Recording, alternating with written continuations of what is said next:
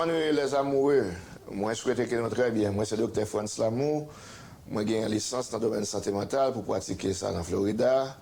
Et moi, c'est un superviseur qualifié pour aider les gens qui ont fait stage dans le domaine de santé mentale. Ils ont une licence en Florida. Et moi, j'ai un peu d'expérience dans le domaine de psychothérapie. Parce que moi, pour en maîtrise, moi, dans le domaine de psychologie avec counseling dans Palm Beach Atlantic University. Et moi, pour un doctorat, moi, dans Liberty University, côté que moi spécialisé dans le mariage avec famille. Donc, là où entrer dans le mouvement que nous créons pour bâtir une relation amoureuse, où on a fait avec un monde qui a des compétences qui pourraient aider. Et grâce à bon Dieu, moi, j'ai publié plusieurs ouvrages et dernier ouvrage, moi, c'est Voir le meilleur moi, embrasser le dessein de Dieu pour notre potentiel. So, allez sur Amazon pour acheter votre livre et comme ça, on va supporter son affaire. Recherchez le partenaire idéal. Trouvez le partenaire de preuve. Recherchez le partenaire idéal, mais trouvez le partenaire de preuve. Là, nous comme ça, dans pile problème qui n'a mis temps nous pas résoudre. Les créer une distance émotionnelle côté que nous pas qu'à compter dans la relation ça. Qu'est-ce que ça nous doit faire? Jusqu'à ce que nous croisions ensemble pour nous quitter toute bagarre et pour nous attacher ensemble. De nombreuses personnes recherchent leur partenaire idéal pour l'amour, la compréhension et la compagnie. Cependant, au cours du voyage amoureux, certains, peut-être vous qui me regardez, peuvent se retrouver mêlés à ce qui semble être un partenaire de preuve. Ce dilemme soulève des questions essentielles, tant du point de vue de la santé mentale que de la Bible. Qui ça doit faire les tape chercher un partenaire idéal et puis où trouver un partenaire de preuve. Ça nous va laisser faire dans chose ça, dans épisode ça, nous va laisser garder bagay ça dans perspective santé mentale et biblique. Pas oublier que moi c'est un disciple de Jésus-Christ. Moi crois dans valeur biblique yo aidé à maintenir une relation amoureuse ensemble avec madame moi pendant 22 ans. Et moi partager connaissance que moi gagné avec plusieurs couples qui rapportaient à la suite que yo bénéficié de l'intervention en thérapeutique que moi fait et balancer croyances avec approche scientifique pour bâtir bonne relation. So nous allons regarder un point de vue sur la santé mentale qui pourrait aider à connaître qui ça doit faire dans nos relations quand on cherche un bon monde et puis monde qui n'a sont mauvais monde. OK? L'important pour nous garder très biblique et très santé mentale. On regarde sur le point de vue sur la santé mentale, point de vue sur la santé mentale, pour capable connaître que si un partenaire c'est un partenaire qui est idéal ou besoin de qualité ça dans la vie monde sur le plan santé mentale. Solidaire et respectueux. Un monde qui est solidaire et respectueux c'est un partenaire qui est idéal. Un partenaire idéal soutient vos objectifs et vos rêves. Respecte votre individualité et valorise votre bien-être émotionnel. Lorsque vous vivez avec un partenaire qui est bon, un partenaire qui est idéal, les soutenir sont à accomplis dans la vie.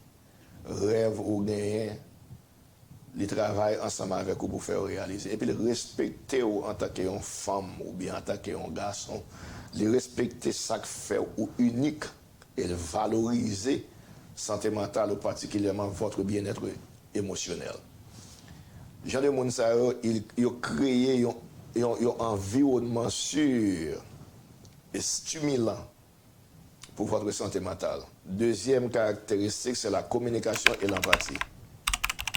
Une communication ouverte et honnête, une écoute active et de l'empathie sont des attributs essentiels d'un partenaire idéal. Là où on partenaire idéal, nous avons un système de communication qui est très ouvert.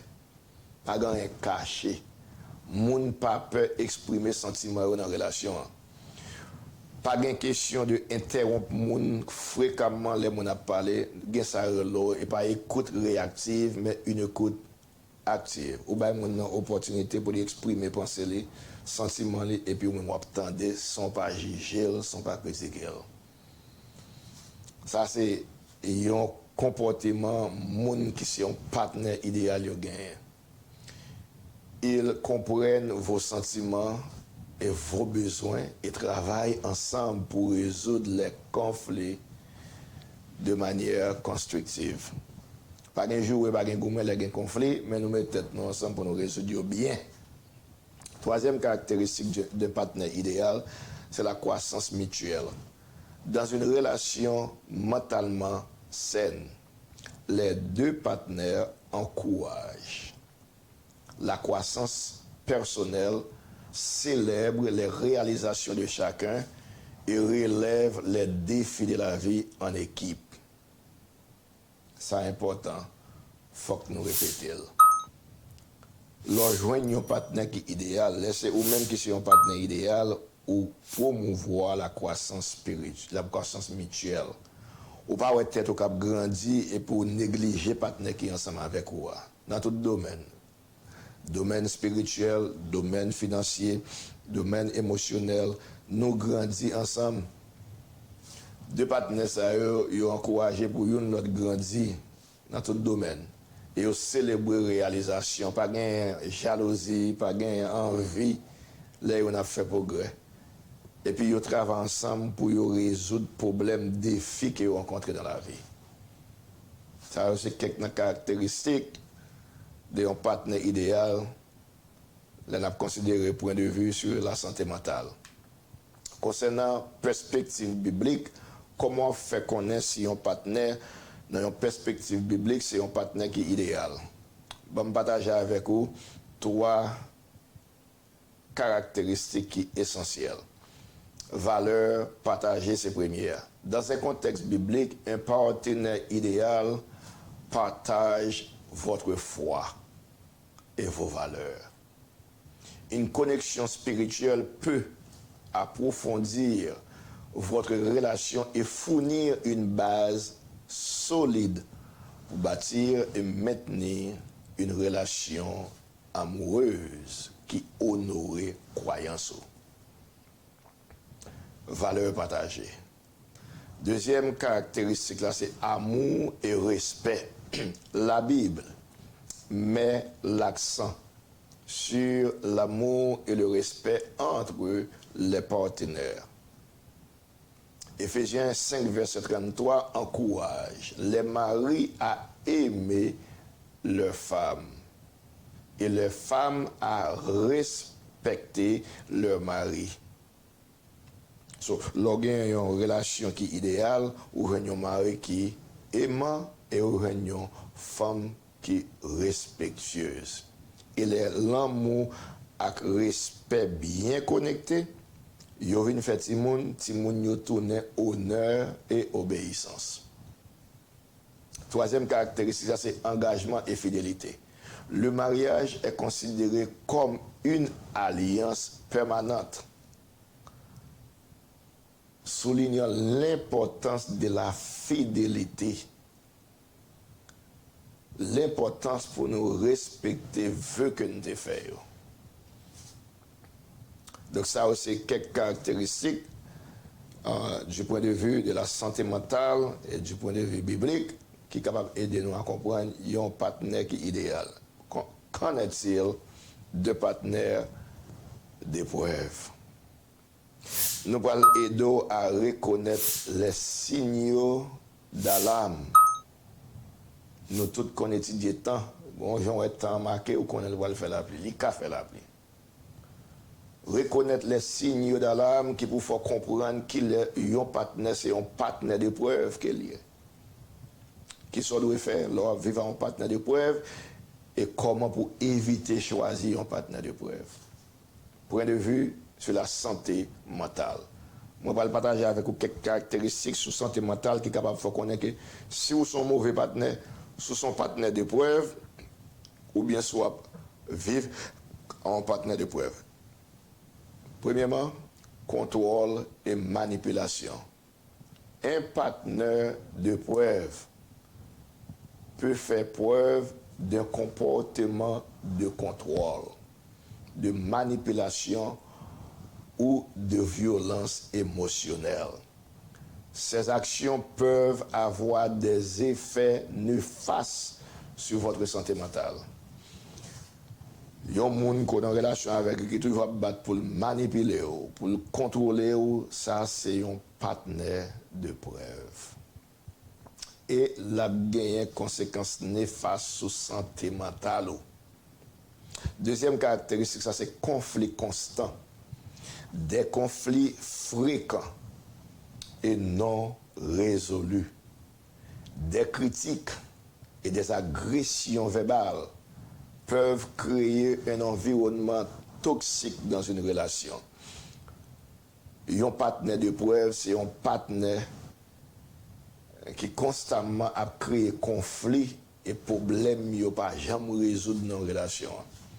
C'est un partenaire qui est toujours à critiquer. C'est un partenaire qui est engagé dans des agressions verbales. Il parle à vous, il enlève à bouche, et après ça, la demande pour bol.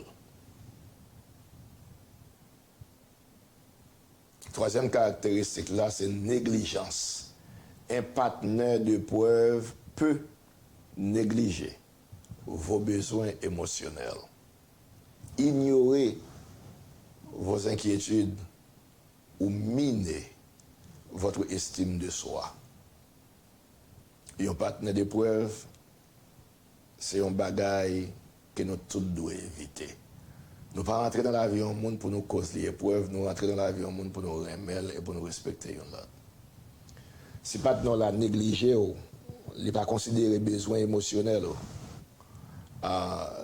ignorer opinion constamment, les même minimiser estime de soi, la baisser devant le monde, la humilier, ou pas un mari, ou bien pas madame, ou un partenaire de preuve. Now,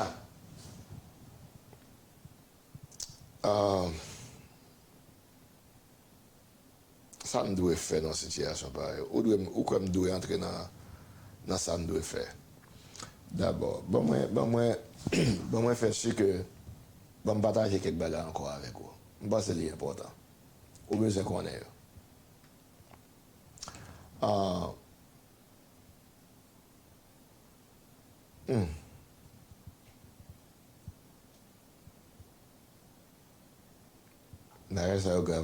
Ça grave. On regarde des perspectives bibliques. Right? Perspective biblique. Sous un joug inégal. Dans 2 Corinthiens 6, verset 14, la Bible met en garde contre le fait d'être sous un joug inégal avec des incroyants. Car des valeurs et des croyances différentes peuvent conduire à des conflits. Inévitable. C'est-à-dire, ou pas doué, debout en relation, côté que nous avons des valeurs incompatibles, croyances différentes. Ouais. Il y a possibilité pour qu'on partenaire épreuve dans le monde. Parce que nous pas ouais bagaille au même comme ça tous les gens pas comme ça mais il y a possibilité les nous nos relations qui partagent des croyances différentes qui conduit souvent à des conflits. L'autre perspective biblique c'est comportement destructeur.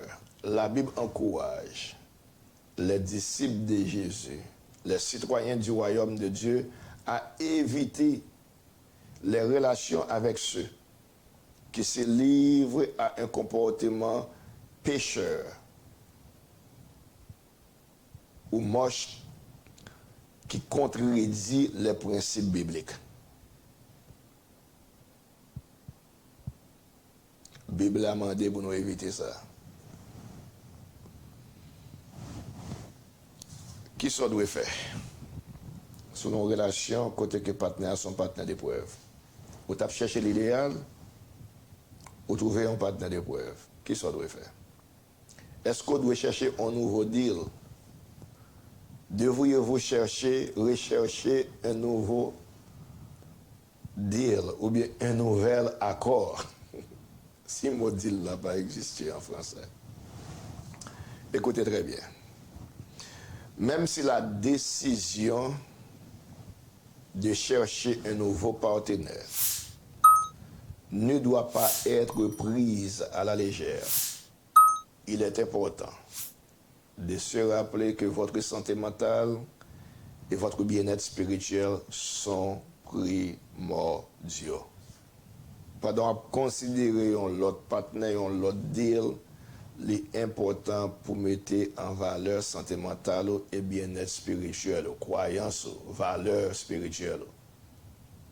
Si vous vous trouvez dans une relation qui nuit constamment, le mot constamment est important, à votre santé mentale et ne correspond pas à vos valeurs bibliques, il peut être nécessaire de demander conseil à un professionnel avant d'envisager la possibilité de rechercher un nouveau partenaire.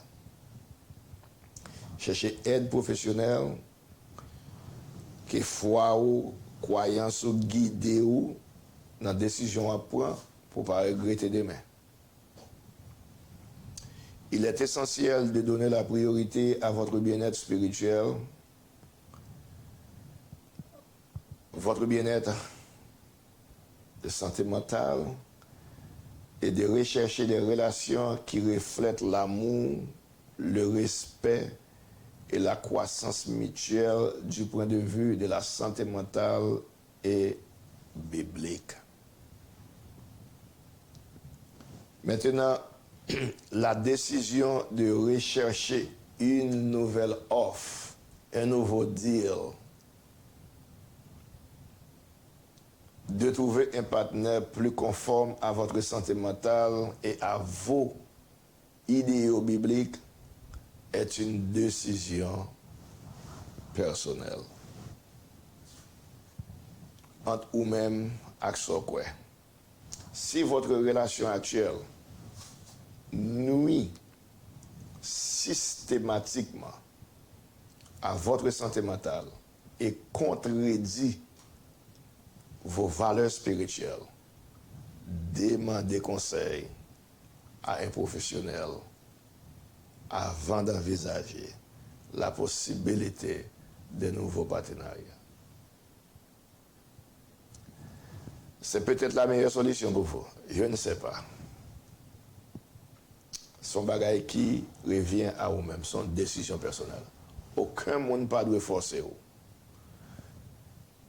Pour vivre dans une relation qui est caractérisée par un partenaire de preuve. Ce n'est pas un objectif, bon Dieu, ça pour mariage.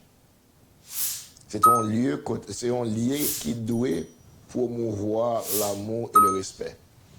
S'il tourne un environnement qui a torturé les gens, un environnement qui a abusé les gens verbalement, émotionnellement, physiquement, il faut qu'on stop pour nous aborder les problèmes